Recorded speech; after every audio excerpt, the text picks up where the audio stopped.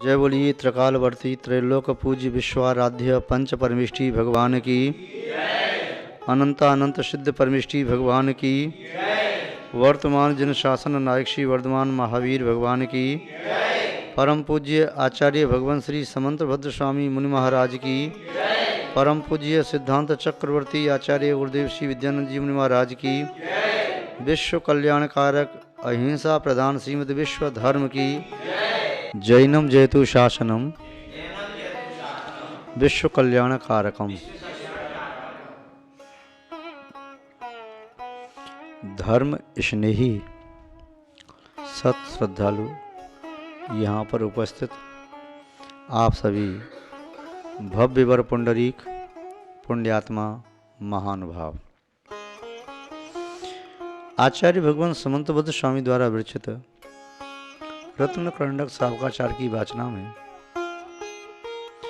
इस चारित्र अधिकार में चारित्र के संबंध में चर्चा कर रहे हैं।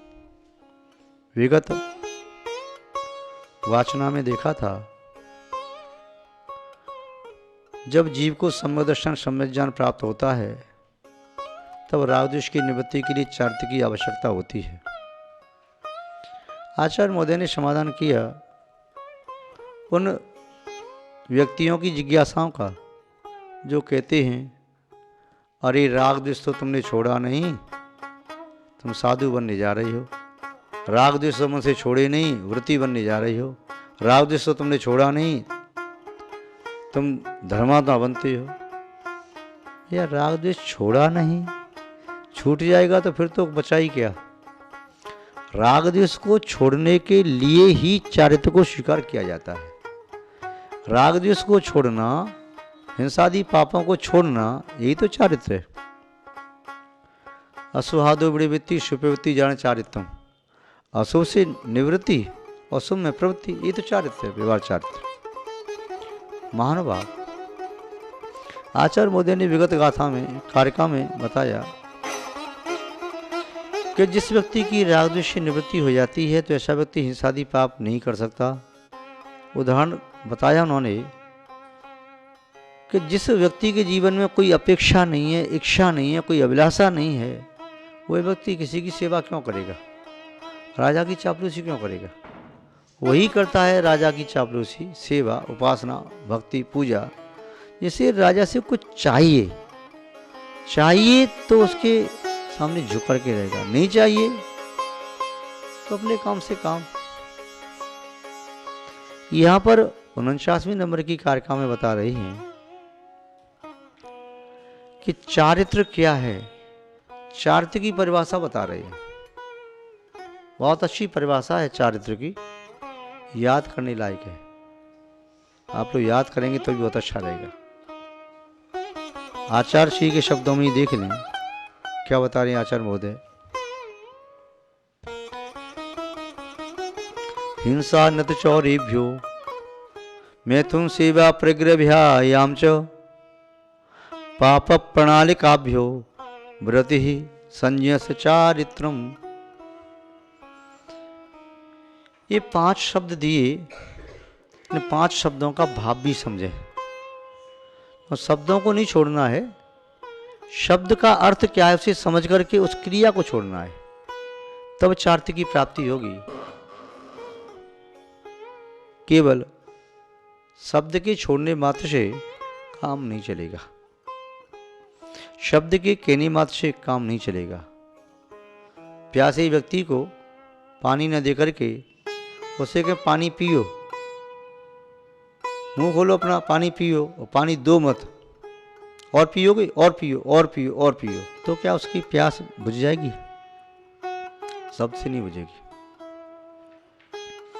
भूख लगी हो, लो भोजन ग्रहण करो, इतना कहने से क्या भूख मिट जाएगी? शरीर में रोग हो गया हो, औषधि सेवन करे नहीं, इतना कहे कि औषधि सेवन करता हूं, तो इतने कहने से क्या रोग दूर हो जाएगा? नहीं होगा। ऐसे ही पापों को छोड़े बिना केवल व्यक्ति सोचे हिंसादि पापों को मैं छोड़ता हूं, इतने से क्या हिंसादि पापों से मुक्त हो जाएगा? नहीं होगा। यदि ऐसे कहने से ही हो जाए, बस एक बार में कह दे मुझे सिद्ध बना दो, सिद्ध बन जाऊँ मैं, तो सिद्ध बन जाएगा क्या?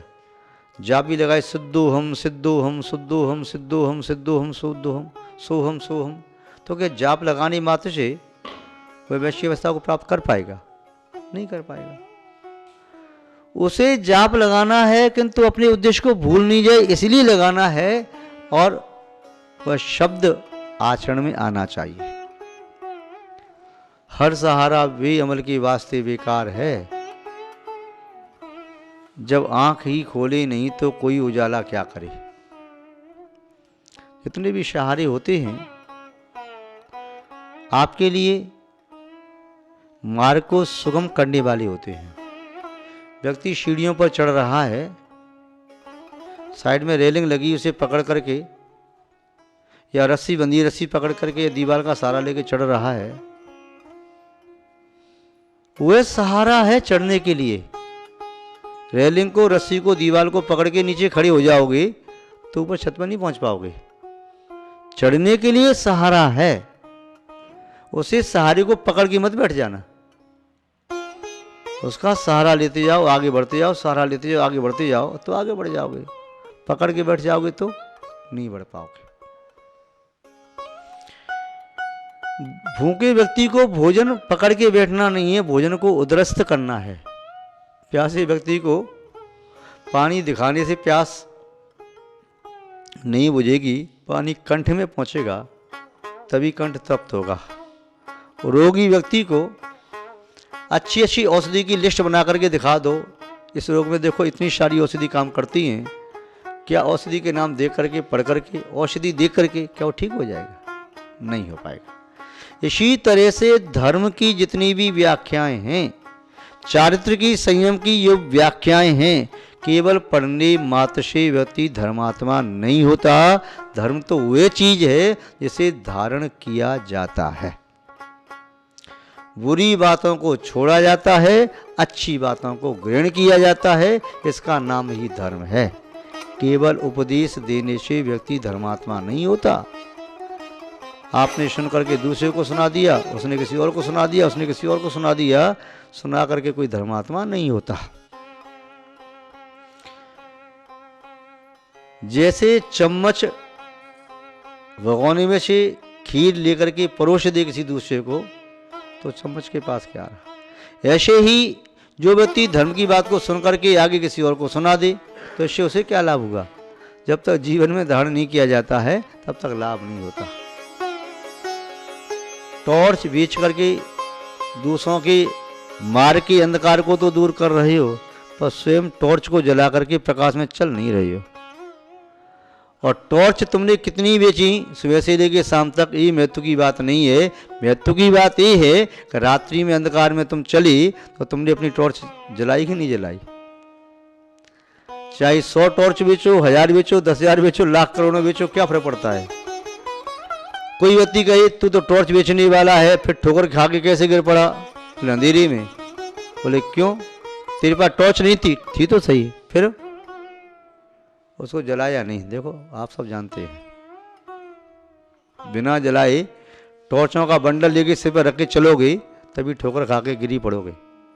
और एक टॉर्च भी हो जला करके चलोगे तो गड्ढे से, पत्थर की ठोकर से, बिच्छू, सांप, कांटा, कील, कंकड़, पत्थर, कांच आदि पड़े हैं, उनसे बच सकते हो।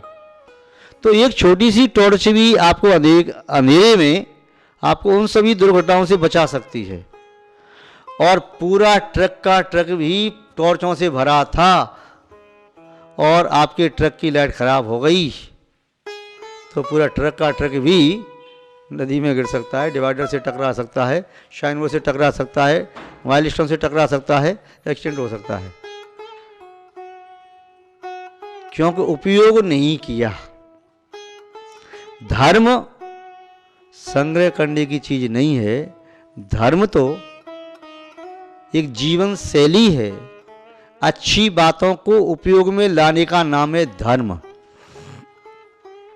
अच्छी बातें तो शास्त्रों में लिखी रहती हैं। कोई व्यक्ति अच्छी बातों के शास्त्रों को सिर पर रख करके नाचता रहे, कूदता रहे, मेरे पास धर्म आ गया, धर्म आ गया, मैं धर्मात्मा हो गया, तो क्या वो धर्मात्मा हो गया? नहीं हुआ ना। जैसे कोई व्यक्ति भोजन सामग्री को लेकर के खुश हो जाए, वाह यहाँ तो भंडारा हो रहा है, क्या भोजन सामग्री है, वह गया वहाँ तक और लोगों ने धक्का दे के भगा दिया, तो उसे देख करके क्या पेट भर जाएगा? नहीं भरेगा। ऐसे ही धर्म की व्याख्या हम बहुत सुनते हैं, सुनाते हैं, चर्चा करते हैं, और ऐसा लगता है आज वर्तमान काल में धर्म के उपदेशक तो बहुत हैं, किंतु धर्म का पालन करने वाले कम होते चले जा रहे हैं। धर्म कम हो रहा है तो ऐसा नहीं है धर्म कम क्यों हो रहा है। शायद आज से 50 साल पहले, 100 साल पहले या 200 साल पहले उस समय इतने शास्त्र नहीं थे, बहुत कम शास्त्र थे, हाथों से लिखे जाते थे शास्त्र, धर्म के ग्रंथ। किसी मंदिर में किसी विद्वान की यहाँ पर 10-5 पुस्तकें निकल आई तो बहुत बड़ी बात है। आज तो हर मंदिर में सैकड़ों, लाखों, हजारों, जितना बड़ा मंदिर है उतनी तादाद में शास्त्र रखे, लाइब्रेरी हैं, बहुत सारे पुस्तकालय हैं, और व्यक्ति के घर में भी थोड़ा भी धर्म के प्रति अनुराग है तो 10-20-50 पुस्तक तो उनके घर में अलमारी में रखी होंगी, किंतु अलमारी में रखी हुई पुस्तकें ज्ञानी बना देंगी, पापों से छुड़ा देंगी। स्वयं ही पापों का परित्याग करना पड़ेगा। जब तो स्वयं पापों का परित्याग नहीं करेगा व्यक्ति, तो पाप अपने आप थोड़ी छूटता है। एक बार वर्णी जी के सामने सेठ जी आए, कहने लगे, वर्णी जी मेरा मन बहुत है कल्याण करने का, मैं सोचता हूँ घर गृहस्थी को छोड़ करके कल्याण करूँ, संन्यास को स्वीकार करूँ, महात्मा बन जाऊँ, ये पत्नी की, बच्चों की, ये सब चिंताएं छोड़ करके कल्याण करना चाहता हूँ, मेरा मन बहुत है कल्याण करने का। वर्णी जी ने कहा, फिर देर क्यों, आओ बैठो बाजू में। वर्णी जी, गृहस्थी ने मुझे ऐसा बांध के रखा है, मैं छूटना भी चाहता हूं तो गृहस्थी मुझे छोड़ती नहीं है। वर्णी ने कहा, अच्छा, गृहस्थी ने तुमको पकड़ लिया है कि तुमने गृहस्थी को पकड़ा है? वर्णी जी, मैं तो विरक्त हूं, मुझे तो क्या लेना देना, बच्चे जो कुछ करें सो करें, उनका वो जाने, पत्नी जो कुछ करे तो करती रही, मुझे किसी से कुछ लेना देना नहीं, परंतु फिर भी ये लोग मुझे छोड़ते नहीं हैं। वर्णी जी ने कहा, ये आपका भ्रम है कि वे तुम्हें नहीं छोड़ते, सत्य ये कि तुम भी उन्हें छोड़ना नहीं चाहते। जब तुम छोड़ने को तैयार हो जाओगे तो कोई तुम्हें पकड़ नहीं पाएगा। आकाश में बिजली चमकती है, बादल कितने भी रोकें, बिजली रुकती नहीं, बादलों को चीर करके नीचे तक आ जाती है। बादलों के रोकने से ये बिजलियां कब रुकी हैं? तो जब मन में ज्ञान का दीप जल जाए, वैराग हो जाए, तो किसी को कोई रोक सकता है क्या? मरते व्यक्ति को कोई रोक सकता है क्या? मरते को कोई नहीं रोक सकता, तो वैरागी को भी कोई रोक नहीं सकता। यदि वैराग उसका पक्का और सच्चा है तो, और कच्चा और झूठा है तो फिर तो वो अपने आप ही रुका हुआ है, बस कह रहा है कि मुझे वैराग हो गया, मैं तो कल्याण करूंगा, दिशा लूंगा। जैसे व्यक्ति कहते हैं, महाराज मैं बीड़ी से छोड़ना तो चाहता हूँ, वो छूटती नहीं, मैं तम्बाकू छोड़ना चाहता हूँ, वो छूटती नहीं। क्यों नहीं छूटती? बीड़ी पीते हो, कस के पकड़ देते हो उंगली से, यदि उंगली ऐसे कर दो तो छूट गई वो तो 1 सेकंड में, या सिगरेट छूट गई, तम्बाकू हाथ में रख के मुंह में देती हो, यूं कर दो तो छूट गई अपने आप। तो व्यक्ति छोड़ता नहीं। वर्णी जी ने कहा, भले आदमी, तू जब ये जानता है कि खम्भे ने मुझे नहीं पकड़ा, मैंने खम्भे को पकड़ लिया है, और मैं छोड़ना चाहूँ तो छोड़ सकता हूँ, नहीं छोड़ना चाहूँ तो खम्भे से मैं कभी छूट नहीं पाऊंगा। ऐसे ही गृहस्थी ने तुझे नहीं पकड़ा है, तू गृहस्थी को पकड़ के बैठ गया है। ये बहाना करता है कि गृहस्थी ने मुझे पकड़ लिया। वरना ये बात तो आपने सत्य बताई। बात तो ये, मेरे मन में भी कहीं ना कहीं इस गृहस्थ जीवन के प्रति राग तो है, मेरे मन में कहीं ना कहीं के प्रति मोह तो है, परिवारी जनों के प्रति मोह नहीं होता, इन्हें मैं सामान्य इंसान की तरह से छोड़ करके चला जाता तो कौन किसे रोक सकता है। आचार्य महोदय कह रहे हैं कि 5 पापों से व्यक्ति का नाम भी चारित्र है। हिंसा अनंत चौरेभ्यो, हिंसा किसी जीव को सताना, मन से बुरा विचार करना, वचनों से कहना, और शरीर के माध्यम से कोई ऐसी चेष्टा करना जिससे उसे कष्ट हो, ये हिंसा है। झूठ बोलना, जो वस्तु का स्वरूप जैसा है वैसा न करके अन्यथा कहना, असत्य भाषण। चोरी करना, जिस वस्तु का मालिक कोई और है उस वस्तु को छल कपट से या उसकी निगाह बचा करके स्वयं अपनी बनाने की कोशिश करना चोरी है। इन तीनों पापों से विरक्त होना। मैथुन सेवा, कुशील सेवन करना, विषयों का सेवन करना और प्रज्ञा का संचय करना, इन दोनों पापों से भी विरक्त होना। क्यों? क्योंकि ये 5 पाप नहीं है। ये क्या है? पाप प्रणाली। ये 5 पापों को लाने के लिए बहुत बड़ी बड़ी नाले हैं जो आत्मा में जाके खुलते हैं। इन 5 द्वारों से, 5 नालों से, हिंसा, झूठ, चोरी, कुशील, प्रज्ञा के नाले से पाप आता है जो आत्मा में चिपक जाता है। यदि 5 नाली बंद हो जाए तो पाप की कीचड़ आना बंद हो जाएगी। ये पंख आत्मा पंकिल हो जाती है और जब वह इन 5 नालियों को रोक देता है तो आत्मा स्वच्छ होने लगती है। पाप ही दुख है। आप पढ़ते तत्व सूत्र में, दुख में वाह, ये पाप ही दुख है। जब बंद होता है कर्म का तो पाप है, उदय में आता है तो दुख है। और पाप से वृत्ति तब तक नहीं होगी जब तक पाप को आप हे नहीं समझोगे। जब तक किसी वस्तु में ये मालूम चल जाए इसमें जहर है तो व्यक्ति उसे खाएगा नहीं, छोड़ देगा। भैया बोले खराब हो रही है, खा ले यार, मुझे अपने प्राण देना है क्या, फेंक दे, मुझे नहीं चाहिए। ऐसे ही जब तुम्हें ये लगेगा ये 5 पाप मेरी आत्मा के लिए जहर हैं, ये दुख देने वाले, जब आपकी आत्मा स्वीकार कर लेगी तो 5 पापों से वृत्ति हो जाएगी। और 5 पापों से व्यक्ति का संकल्प ही चारित्र है, व्रत है। सम्यक ज्ञानी पुरुष ही उस चारित्र को स्वीकार कर पाता है, अज्ञानी नहीं। ज्ञानी पुरुष जान लेता है यह सुख का मार्ग है, दुख का मार्ग है, तो दुख के मार्ग को छोड़ देता है, सुख के मार्ग को प्राप्त कर लेता है। सुख का मार्ग अपने आप प्राप्त होता है जब दुख का मार्ग छोड़ा जाता है। नहीं छोड़ेगा तो प्राप्त नहीं कर सकेगा। महानुभाव, स्थूल पापों का त्याग करना अनुमत कहलाता है। बड़ा बड़ा कीचड़ आ रहा था पाइप में से, उसने पत्थर ही फंसा दिया तो कीचड़ नहीं आ रही, गंदा पानी आ रहा है। धीमे धीमे उस प्रेशर को भी कम करके उस पाप को भी रोका जा सकता है। तो जो व्यक्ति अणुव्रत लेते हैं, स्थूल पाप का त्याग करते हैं, वे अणुव्रती होते हैं, देशव्रती होते हैं, श्रावक होते हैं। जो पूर्णतया पाप का त्याग कर देते हैं वे महाव्रती होते हैं। महानुभाव, इस प्रकार सम्यक ज्ञानी का चारित्र आचार्य परमेश्वर ने यहाँ पर बताया। शेष चर्चा बाद में करेंगे, आज बस इतना ही। जय बोलिए श्री शांतनाथ भगवान की, परम पूज्य आचार्य गुरुदेव श्री विद्यानंद जी महाराज की, अहिंसामय विश्व धर्म की।